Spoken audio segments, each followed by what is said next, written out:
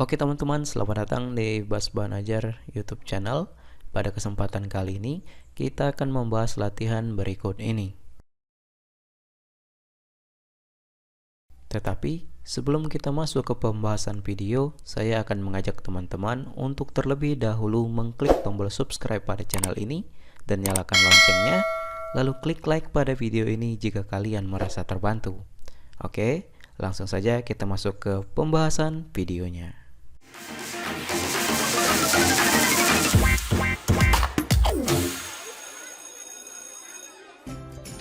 Oke teman-teman, di video kali ini kita akan membahas kunci jawaban IPA kelas 8 halaman 188 sampai 189.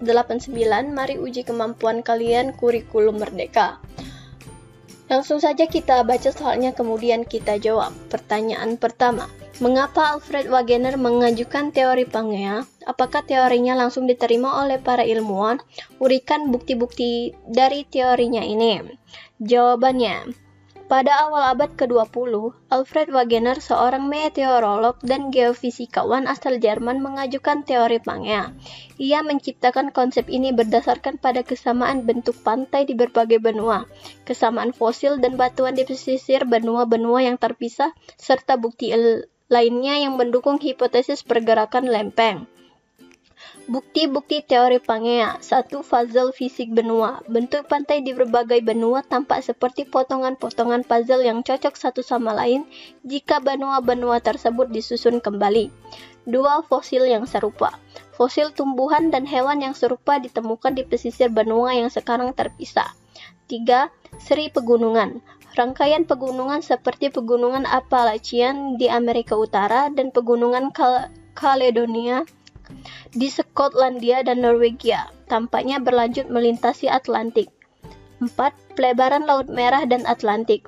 Wegener mengamati bahwa Laut Merah dan Atlantik tampaknya semakin melebar, dan ia mengajukan bahwa benua-benua pernah berada dekat satu sama lain. Meskipun Wegener memiliki bukti yang menarik, teorinya awalnya tidak sepenuhnya diterima oleh komunitas ilmiah pada masanya. Salah satu alasannya adalah kurangnya mekanisme yang jelas, yang menjelaskan bagaimana benua-benua tersebut bergerak. Pertanyaan nomor 2. Jelaskan arus konveksi yang menyebabkan pergerakan lempeng kepada adik, kakak, orang tua, atau saudaramu. Jawabannya kalian dapat menjelaskan bagaimana arus konveksi bekerja, yaitu panas dari inti bumi, memanas mantel menyebabkan cairan mantel atau batuan yang panas dan lentur untuk naik. Ketika mencapai lapisan atas, batuan panas ini mendingin dan menjadi lebih padat sehingga tenggelam kembali ke dalam mantel. Proses ini menciptakan pergerakan bersirkulasi yang dapat mendorong lempeng tektonik. Pertanyaan nomor 3. Perhatikan gambar peta di bumi di bawah ini. Tanda panah menunjukkan gerakan lempeng. Identifikasilah di bagian mana sajakah pergerakan lempeng konvergen, divergen, dan transform terjadi. Jawabannya, lempeng yang bergerak secara konvergen adalah lempeng Eurasia dan dengan Pasifik, lempeng Indo-Australia dengan Eurasia, lempeng Pasifik dengan Indo-Australia, dan lempeng Fiji dengan Pasifik. Gerakan divergen, lempeng Amerika Selatan dengan Afrika, lempeng Afrika dengan Indo-Australia, lempeng Eurasia dengan Amerika Utara, lempeng Afrika dengan Antartika, lempeng Pasifik dan Nazca. Gerakan transform, lempeng Amerika Utara dan June de Fuca.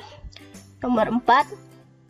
Coba lakukan observasi di daerah atau provinsi tempatmu tinggal.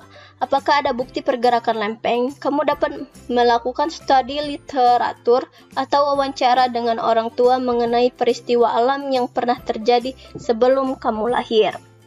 Jawabannya bervariasi tergantung keadaan daerah tempat tinggal kalian.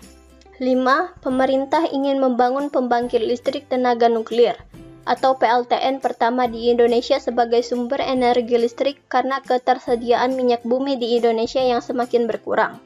PLTN ini menghasilkan energi listrik yang besar, murah, dan aman apabila ditempatkan di wilayah yang tidak memiliki pergerakan lempeng atau potensi gempa.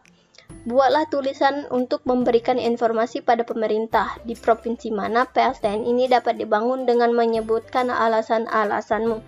Jawabannya mungkin Kalimantan, dengan karakteristik geologis dan keamanan yang relatif baik, dapat dijadikan pilihan yang potensial. Berikut adalah alasan-alasan yang mendukung rekomendasi ini. 1. Stabilitas geologis. Sebagian besar wilayah Kalimantan memiliki tingkat aktivitas seismik yang rendah jika dibandingkan dengan beberapa wilayah di Indonesia. Pemilihan lokasi di daerah yang minim potensi gempa dapat mengurangi risiko terhadap PLTN. 2. Jarak dari zona pergerakan lempeng aktif.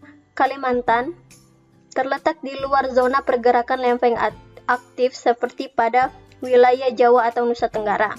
Memilih lokasi yang berjauhan dari zona tersebut dapat meningkatkan keamanan infrastruktur PLTN. 3. Luas wilayah yang tersedia.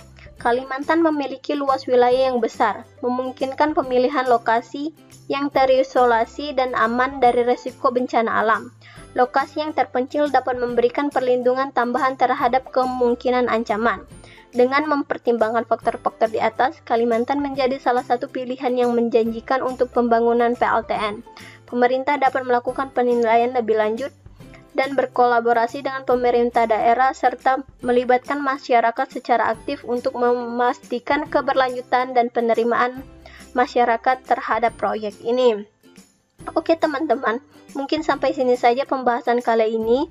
Jika ada jawaban yang kurang jelas atau kurang dimengerti, silahkan kalian tanyakan di kolom komentar di bawah dan sampai jumpa di latihan berikutnya.